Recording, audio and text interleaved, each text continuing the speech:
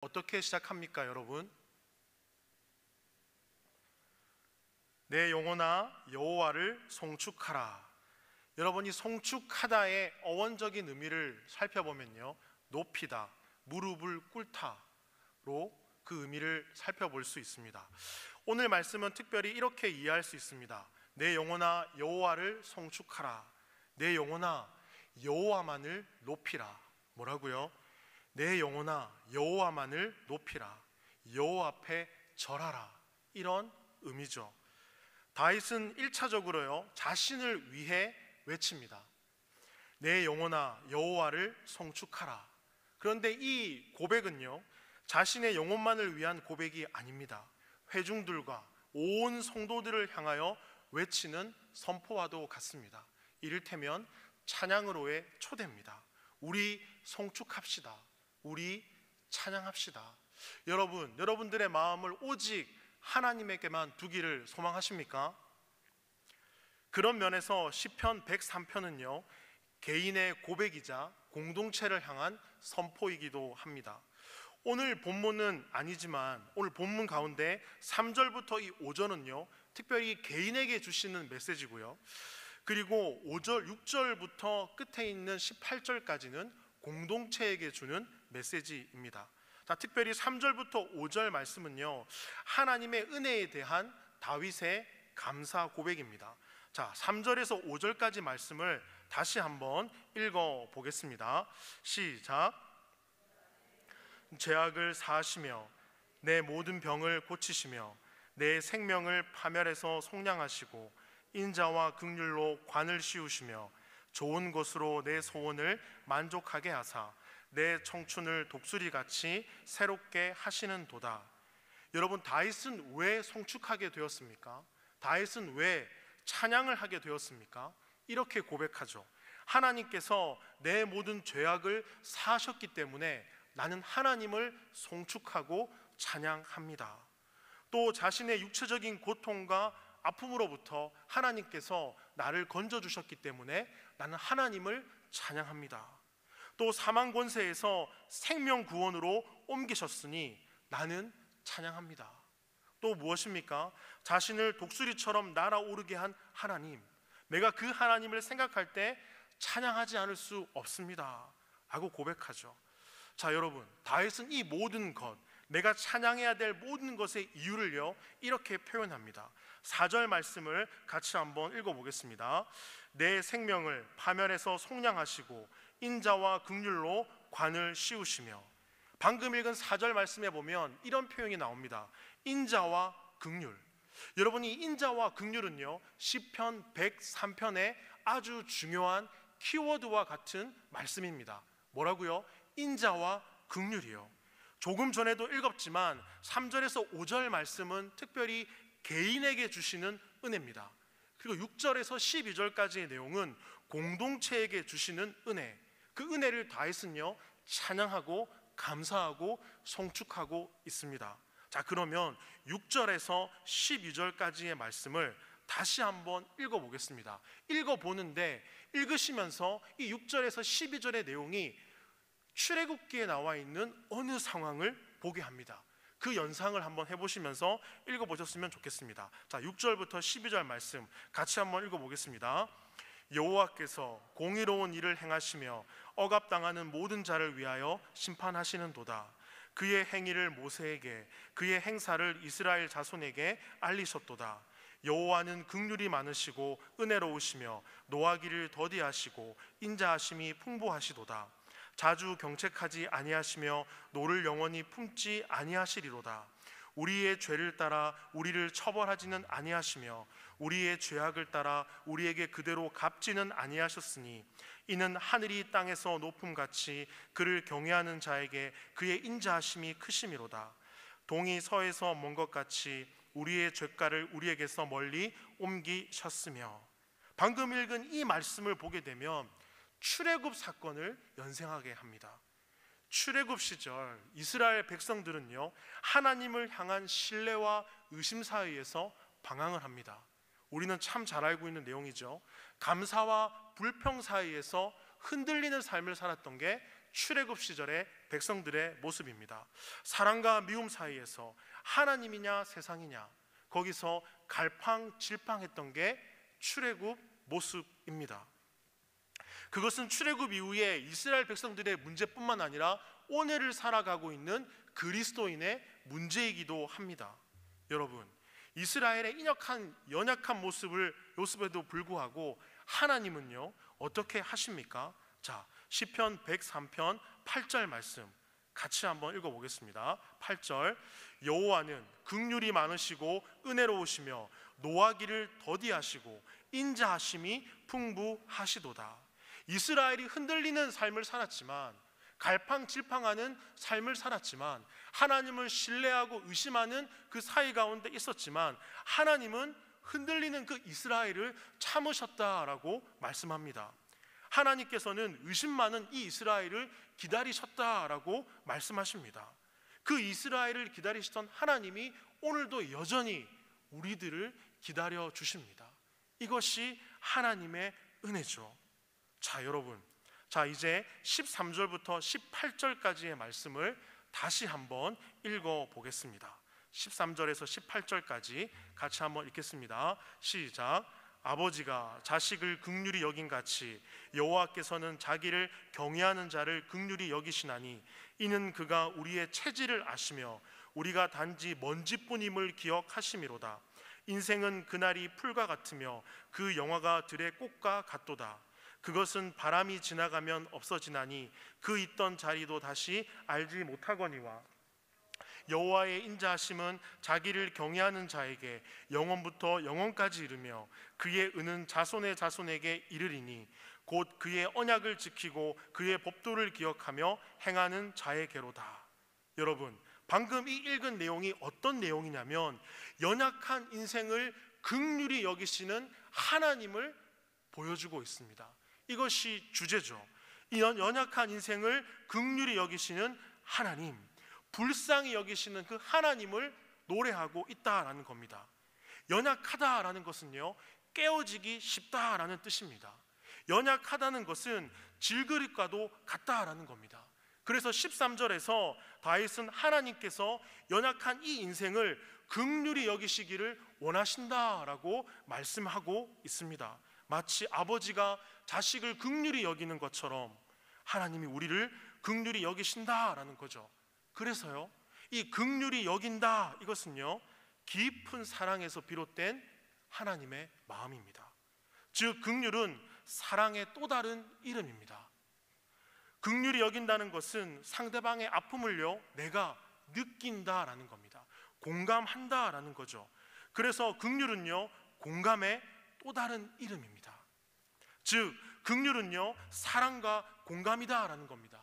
그래서 긍휼은요 공감적 사랑을 말합니다. 뭐라고요? 공감적 사랑이다라는 겁니다. 긍휼히 여긴다는 것은 그만큼 가깝다라는 의미이기도 합니다. 부모와 자식 간에 서로 긍휼히 여기듯, 부부 간에도, 연인 사이에도, 친구 사이에도, 우리 형제 자매 사이에도 서로를 긍휼히 여기시는 은혜가 있기를 소망합니다.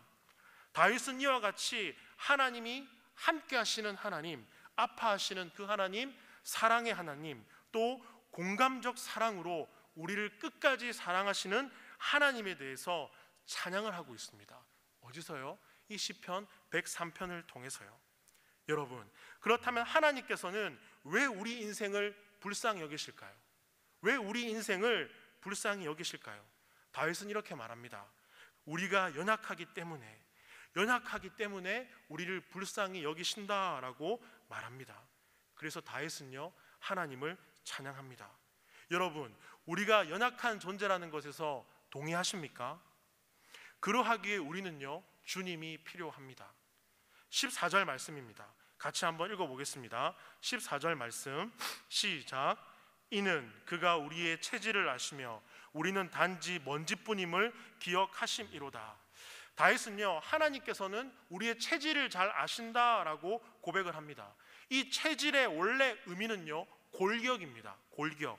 하나님이 여러분들의 뼈를, 저의 뼈를 잘 아신다라는 겁니다.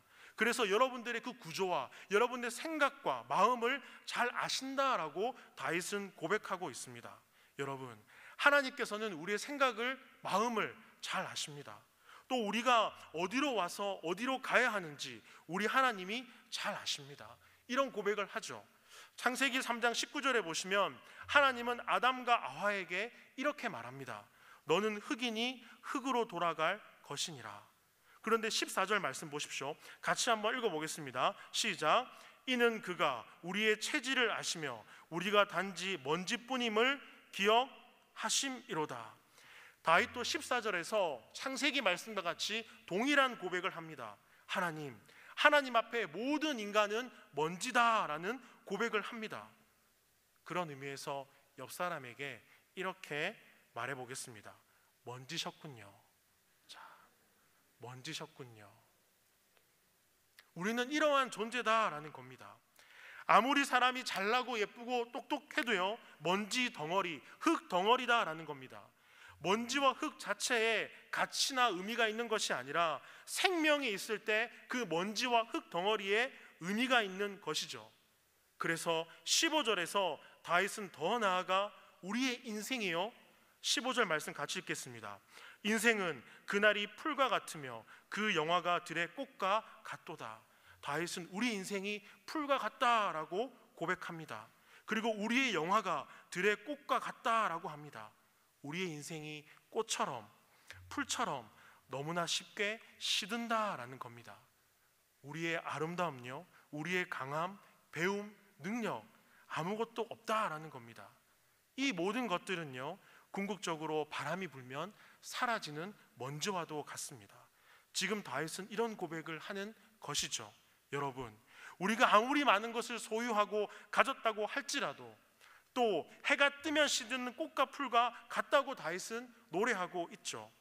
그런데요, 우리가 살면서 상대방이 가진 그 작은 먼지들을 얼마나 부러워하며 삽니까? 따지고 보면 먼지인데, 또 우리가 얼마나 작은 먼지들을 가지고 자랑합니까? 따지고 보면 그것 또한 먼지다라는 겁니다. 아무리 부러워하고 자랑해도 여러분 따라해 보겠습니다. 먼지에 불과하다라는 겁니다. 간절하게 원해서 부러워서 그것을 가졌다고 해도요, 시간이 지나면 결국 먼지다라는 겁니다. 사람들 앞에 그렇게 자랑했으나 홀로 있을 때, 영혼의 깊은 밤 홀로 있을 때 곰곰이 생각해 보면 내가 자랑하고 가졌던 그 모든 것 또한 먼지구나라는 것을 깨닫게 됩니다. 그런 면에서 가진 것처럼 보여도 그것이 다가 아닙니다.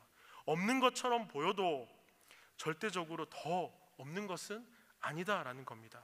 왜냐하면 우리의 삶 또한 먼지고요, 우리가 소유한 것 또한 먼지이기 때문입니다.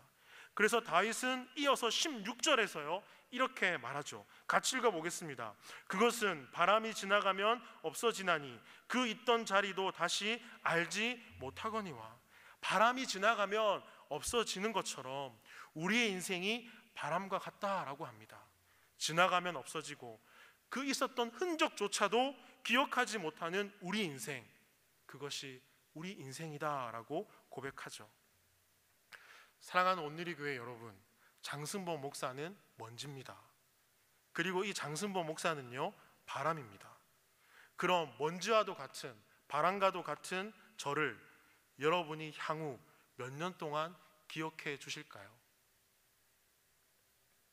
길어야 10년입니까? 네, 동의하지 못한다는 표정이신 것 같은데요. 너무 제가 길게 잡은 것 같습니다. 길어야 3년이죠. 아니 1년도 되지 못할 수도 있습니다. 수천 년 역사 속에 하나의 점과 같은 우리를 누가 기억해 줄까요? 여러분, 그런 의미에서 전도서 기자는요 이렇게 노래합니다. 아주 슬픈 노래인데요, 우리 찾아보겠습니다. 구약성경 946조 전도서 1장 4절 말씀입니다.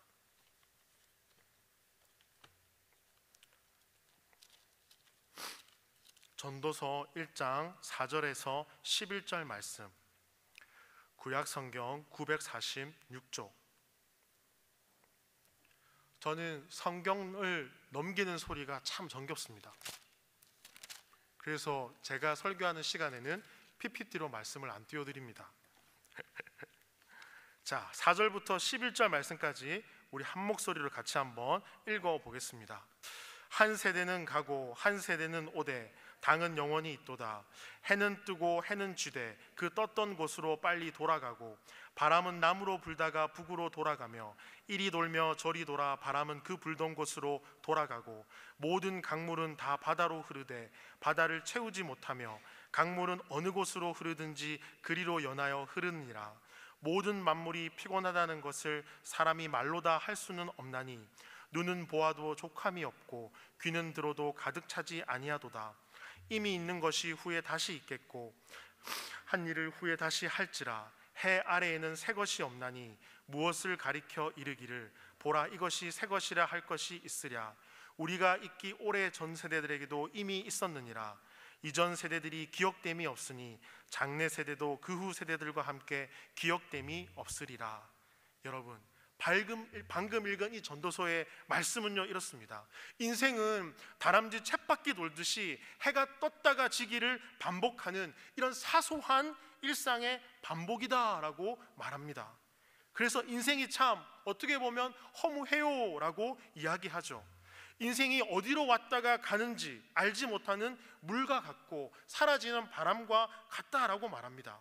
열심을 내서 살지만, 이미 나는 성공을 이루었다고 하지만, 위대한 업적을 이루었다고 하지만, 내가 새롭게 무언가를 발견했다고 하지만 그것은 이미 우리 선배들이 발견한 것이고 내가 열심을 내어 살아가지만 우리 후세들은 나를 기억하지 못할 것이다 라는 이런 슬픈 노래를 하고 있습니다.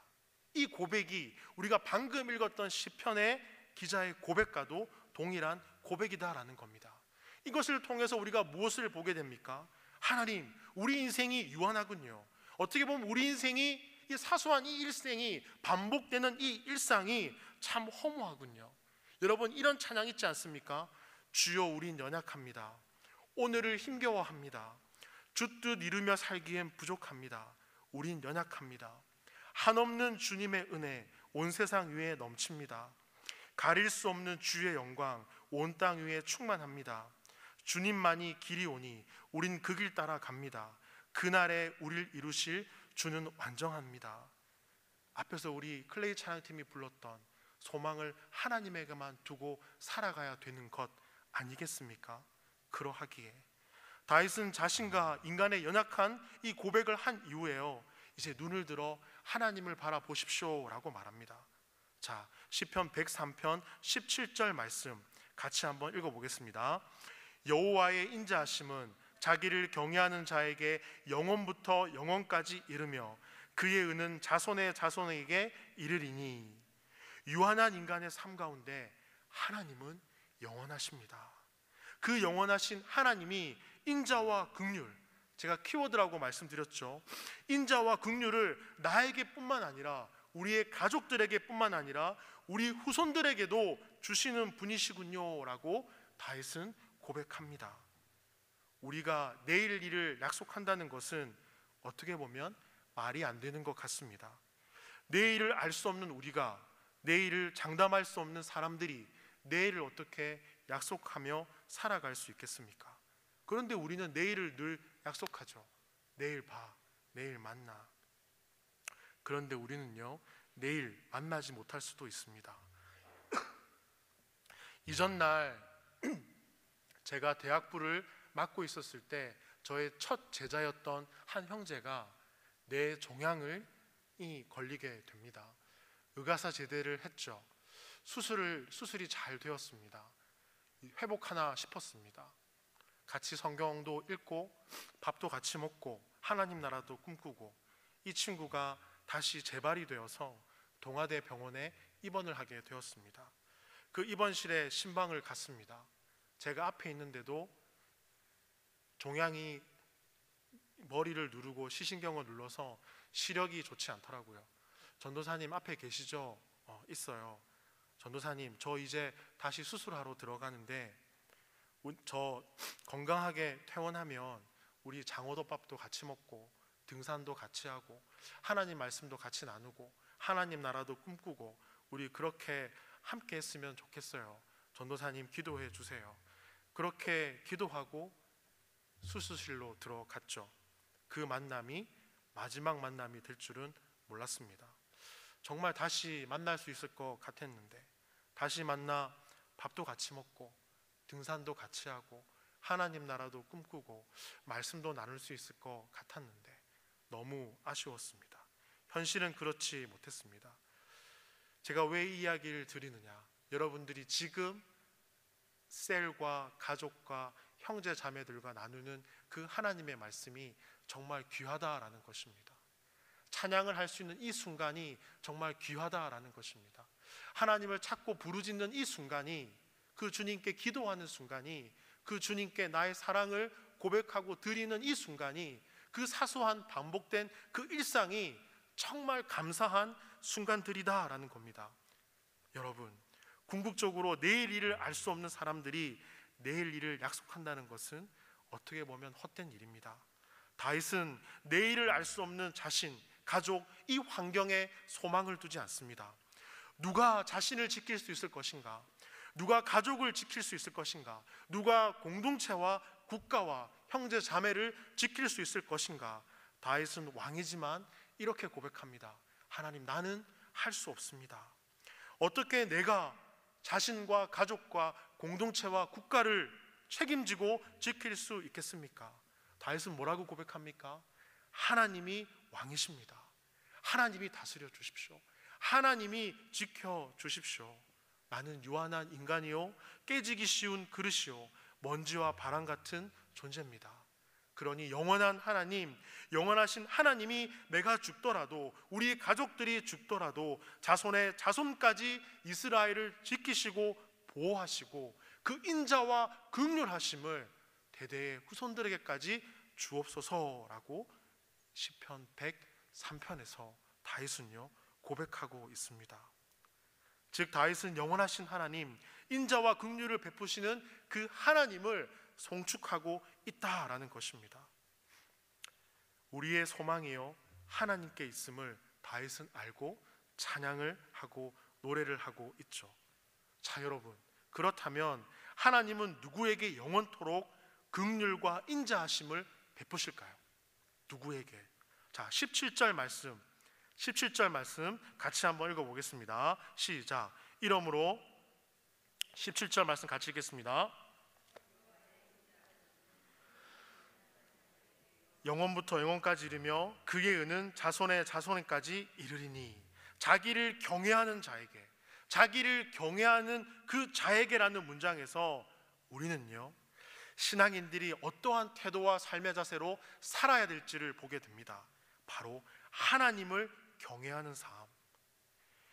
우리는 짧은 삶을 살면서 어떻게 살아야 되겠습니까? 하나님을 경외하며 살아가야 될 줄 믿습니다. 아멘이십니까? 다시 전도서를 언급하자면 우리가 전도서 1장을 읽어봤잖아요. 인생의 유한함과 허무함을 노래합니다. 그는 허무주의나 회의주의를 주장하는 것이 아니라 사라질 사람과 세상에 소망을 두지 마십시오라고 말하는 거죠. 눈을 들어 누구를 보라고 합니까? 하나님을 보라라고 말합니다.